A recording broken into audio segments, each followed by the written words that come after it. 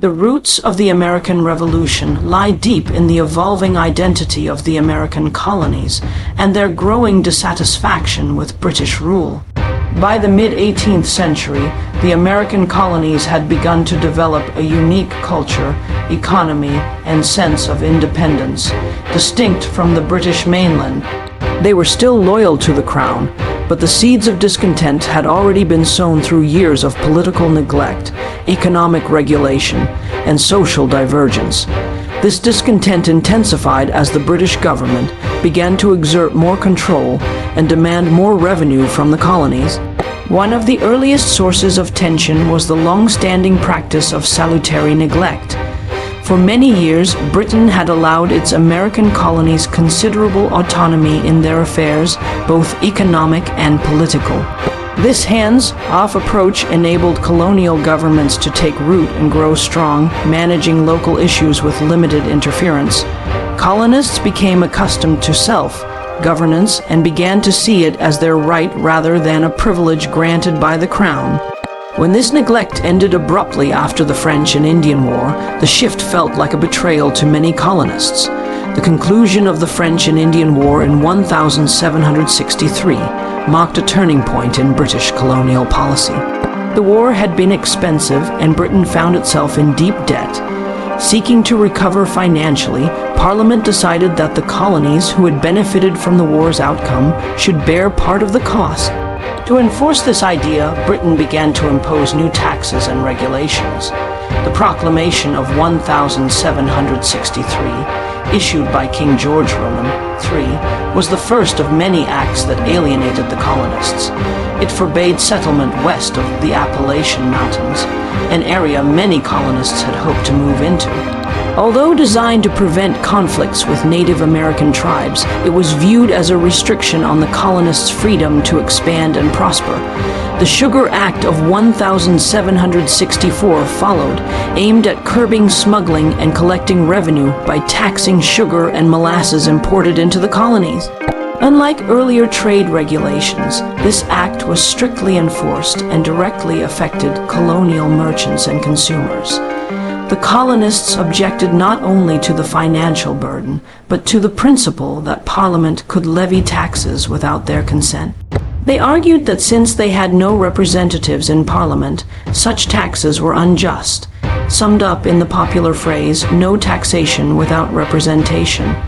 The Stamp Act of 1765 escalated tensions further. It required colonists to purchase stamped paper for legal documents, newspapers, and even playing cards.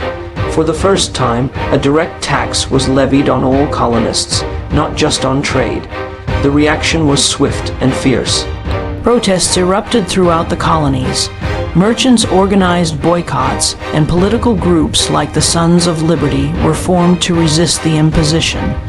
The Stamp Act Congress, attended by delegates from 9 colonies, convened in New York and issued a Declaration of Rights and Grievances.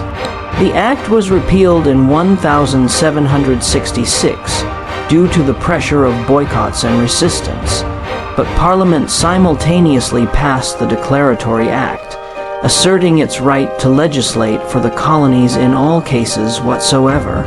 This declaration made it clear that the conflict was not just about taxes, but about the larger issue of authority. The Townshend Acts of 1767 imposed duties on imports like glass, paper, paint, and tea. The revenue generated was used to pay British officials in the colonies, thereby removing financial control from colonial legislatures. Once again, the colonies reacted with widespread protests and boycotts. Women played a significant role by creating homemade goods to replace British imports. The Massachusetts Circular Letter, written by Samuel Adams, encouraged unity among the colonies in resisting British policies. In response, British troops were sent to Boston to enforce order, increasing tensions and ultimately leading to the Boston Massacre in 1770, where British soldiers killed 5 colonists during a confrontation. Though the townshend duties were mostly repealed, the tax on tea remained, a symbolic assertion of British authority. Despite the partial repeal of the Townshend Acts, the lingering tax on tea remained a thorn in the side of the colonists. This tax represented not only a monetary grievance, but also a symbol of Parliament's claim to control colonial affairs without representation. To reinforce their authority, the British government passed the Tea Act of 1773. This act granted the British East India Company the exclusive right to export tea directly to the colonies, bypassing colonial merchants and effectively establishing a monopoly. Although the price of tea was actually lowered, the colonists viewed the act as a deceptive move to gain acceptance of Parliament's right to tax them. The result was the famous Boston Tea Party, in which members of the Sons of Liberty, disguised as Mohawk Indians, boarded British ships and dumped over 300 chests of tea into Boston Harbor. This bold act of defiance was met with outrage in Britain. In retaliation, Parliament passed the Coercive Acts in 1774, which the colonists called the Intolerable Acts. These measures were intended to punish Massachusetts and reassert British control. The Boston Port Act closed the harbor until the lost tea was paid for. The Massachusetts Government Act limited town meetings and placed the colony under direct British control. The Administration of Justice Act allowed British officials accused of crimes in the colonies to be tried in England, effectively protecting them from colonial justice. The Quartering Act required colonists to house British soldiers. These acts, far from isolating Massachusetts, unified the colonies against a common threat.